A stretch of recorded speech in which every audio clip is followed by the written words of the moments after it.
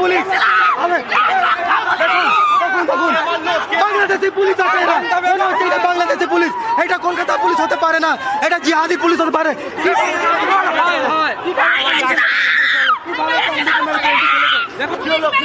Police মেরেছে, police মেরেছে, police রাস্তা শুয়ে আমাকে মেরেছে, ওনাকে মেরেছে, পুলিশ আমাদের মেরেছে, আমাদের ভারতবর্ষে, আমাদের বাংলায় আমরা কি আন্দোলন করছি?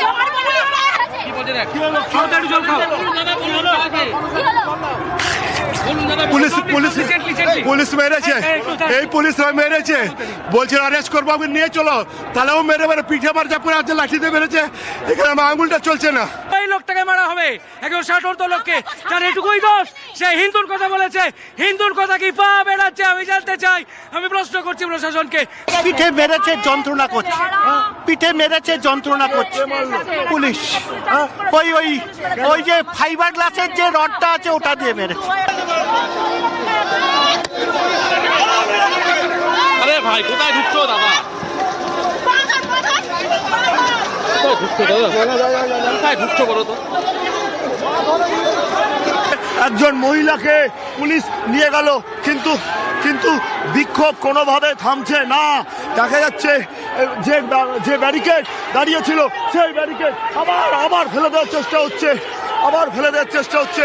পুলিশ কিন্তু এলাকা নিয়ন্ত্রণ করতে বারবার ব্যর্থ হচ্ছে। গাড়িতে নিয়ে আসা হয়েছে, সেই গাড়িতে অর্থাৎ তাদের এই মুহূর্তে আটক করার প্রক্রিয়া শুরু হয়েছে।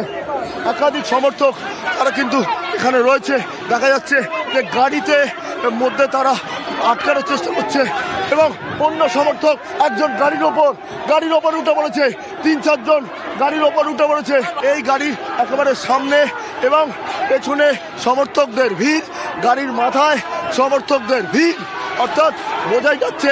আমার চিত্র সাংবাদিককে অনুরোধ করব গাড়ির ছাপটা দেখানোর জন্য। কি পরিস্থিতি? পুলিশের দলদাস পুলিশ সন্তদের নিগ্রহ করতেও পিছপা হচ্ছে না, মহিলাদের নিগ্রহ করতে পিছপা হচ্ছেন না। গণতন্ত্রের চতুর্থ স্তম্ভ বিপন্ন। অতএব ইতিহাস সাক্ষী, একদিন করপাত্রীজি মহারাজের ওপর লাঠিচার্জ করেছিল ইন্দিরা গান্ধী, ইতিহাসের পাতা থেকে নিশ্চিহ্ন হয়ে গেছে।